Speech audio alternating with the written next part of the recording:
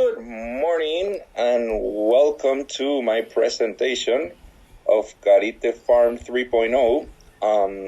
If you have come out to this point, it means that you have already read the work that I wrote in my OP. So my goal is that this map is going to give you a good visual to really understand and bring all the information together into this really cool Google Earth map. So here we are, this is the world. I'm going to start zooming in so that you can see where our farm is located. This is the Caribbean, this is the United States right here. So Puerto Rico is this island right here. Puerto Rico is 35 miles by 100 miles. So it's a really small island. The main capital is San Juan. And our farm is located in the southeast area of the island. Puerto Rico has a really big mountain range that crosses all around the middle of the island, and we're on the southern slope on the east side of the island.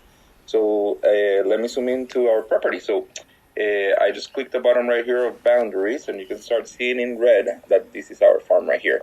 I want to point out that this area right here is the Carite National State Forest, which is an important forest in the whole island. So let me zoom in more into our land. This is the Carite Lake, which is one of 14 man-made lakes to be able to provide water for the cities in the south, like Guayama, right here, and also some agricultural land in Salinas here, all this agricultural land.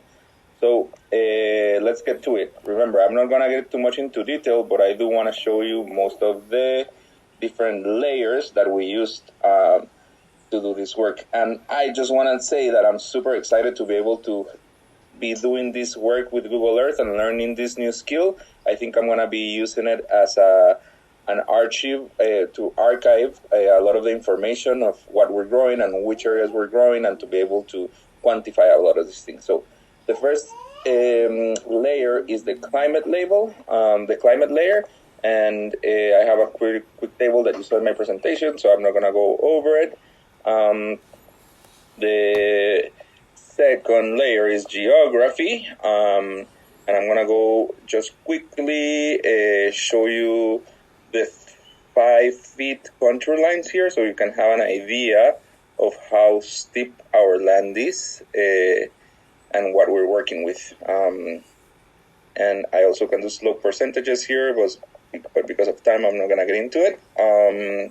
So the next layer is the water layer. Here I put all the water lines that we are, or the pipes that we're running from our farm. This is municipal water that we get from our neighbor Hector, that he gets it here from the road. But we usually don't use the municipal water. We use the water of our tank that is located in the greenhouse, and our other tank that is located in our house. These are 700-gallon tanks, and you can get all the information from my presentation.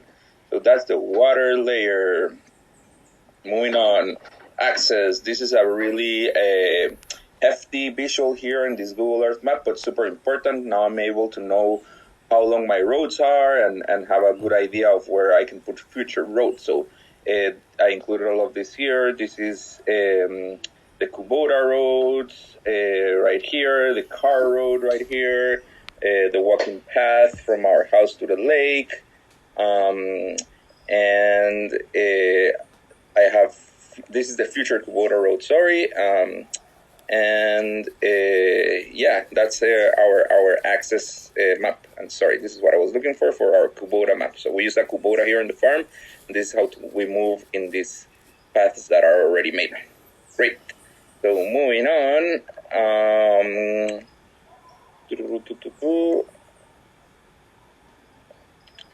So these are future areas. Sorry, we're going to move into the vegetation and wildlife layer.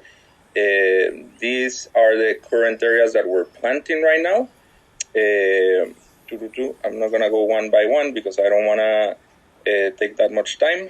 But we have around 2 acres that are already producing with a diversity of crops that I have included the list of things that we're growing in my presentation.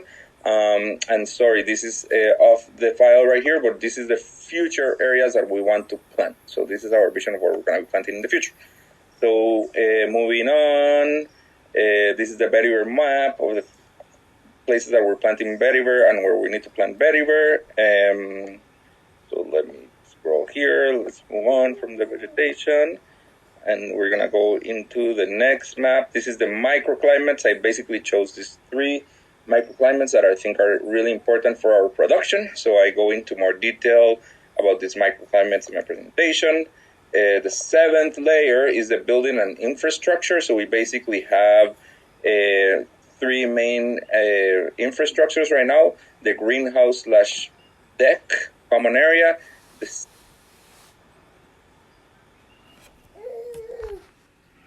It's my uncle's small, tiny home concept house. This is my house here with Ariel. And these are the future little glamping units that we want to do for renting and for hosting workshops. So that's the infrastructure. And really cool too, I was able to measure how many cars we can park, and I was able to do a diagram of them. So that's pretty neat information. So moving on, the zones of use, I wanted to analyze the permaculture zones, and that has been a really cool exercise. So that's my zone 1, my zone 2, my zone 3, zone 4, and this is my zone 5. So those are my permaculture zones. Sorry about that. Oops. All right, so moving on, aesthetics and experience. There's nothing in this layer. In the future, I'm exploring the possibility of maybe including some videos that will tour the houses, but I haven't done that work yet. And then energy, we basically are on solar energy, so we're off the grid on the farm. The main hub for our solar power is our house right here, and all the information about our solar energy is here, and also in our